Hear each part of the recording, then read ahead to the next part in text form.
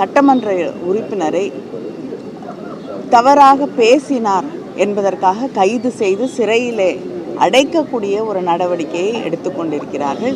இவரை மட்டும் இல்லை, இதற்கு முன்னால் திரு அனிதா ராதாகிருஷ்ணன் அவர்களுக்கும் இப்படி அச்சுறுத்தலும் வழக்கும் போடப்பட்டது. அவரையும் கைது செய்ய முயற்சி செய்தார்கள், சிறையிலே அடைக்க முயற்சி செய்தார்கள்.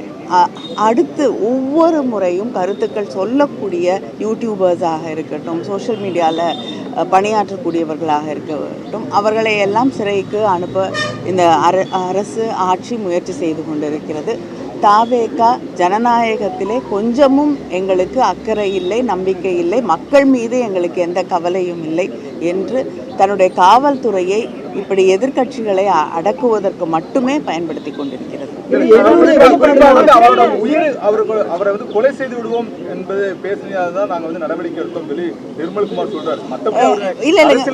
இல்ல ஒரு நிமிஷங்க,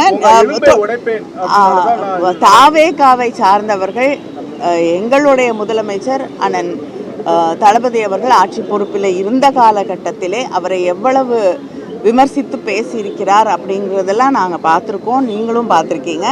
அப்பொழுது திராவிட முன்னேற்ற கழகம் இப்படிப்பட்ட நடவடிக்கைகளிலே ஈடுபடவில்லை. இவங்க ஈடுபடுறாங்கன்னா இது எதனுடைய வெளிப்பாடுன்னு பார்க்குறீங்க?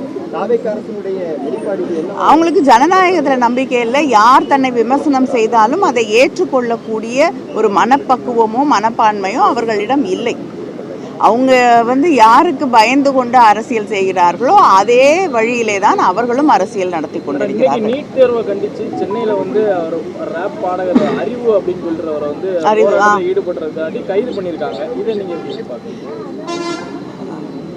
நான் தான் சொன்னேன்ல, யாருக்கு பயந்து கொண்டு அவர்கள் ஆட்சி நடத்தி கொண்டிருக்கிறார்களோ அவங்களுக்கே தெரியும். யாருடைய பேரையே சொல்லாம தொடர்ந்து பேசி கொண்டிருக்கிறார்களோ, பாஜக என்ற பெயரை சொல்லுவதற்கு கூட தயக்கத்தோடு ஆட்சி நடத்தி கொண்டிருக்கிறார்களோ அவங்களுக்கு எதிராக தெருக்குறள் அறிவு அவர்கள் ஒரு கருத்தை பதிவு செய்யும் பொழுது, போராட்டத்தில் ஈடுபடும் போது, டெல்லியிலே இன்னைக்கு எப்படி அங்கே மாணவர்களுடைய போராட்டம் கையாளப்படுகிறதோ அதே வகையிலே இங்கே போராடக்கூடியவர்களை இந்த ஆட்சியும் தாவேகா ஆட்சியும் கையாண்டு கொண்டிருக்கிறது.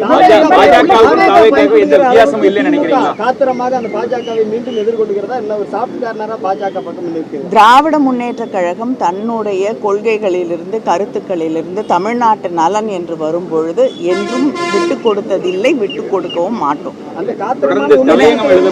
தலையங்கம் தொடர்ந்து எழுதப்படுகிறது. திராவிட முன்னேற்ற கழகத்தினுடைய சப்போர்ட் இருந்தால் தான் இந்த 850 சீட்டு அது போன்ற நிகழ்வுகள் வரும்னு சொல்லி தலையங்கத்தை எழுதக்கூடிய அளவுக்கு கொஞ்சம் நெருக்கமான சூழல் தற்போது ஏற்பட்டு விட்டதா? இல்லைங்க, தலையங்கம் எழுதுவதற்கெல்லாம் நாங்கள் பதில் சொல்ல முடியாது. இல்லை, அது நீங்கள் தான் பதில் சொல்லணும். உங்களுக்கு என்ன எல்லா அனுமானங்களுக்கும் நாங்கள் பதில் சொல்ல முடியாது. நாங்கள் சென்ற முறை அந்த மசோதா கொண்டு வரப்பட்ட போது எங்களுடைய கருத்துக்களை மிக தெளிவாக எடுத்து வைத்திருக்கிறோம். அந்த கருத்துக்களுக்கு மதிப்பளிக்க வேண்டும் என்பதுதான் எங்களுடைய கருத்து.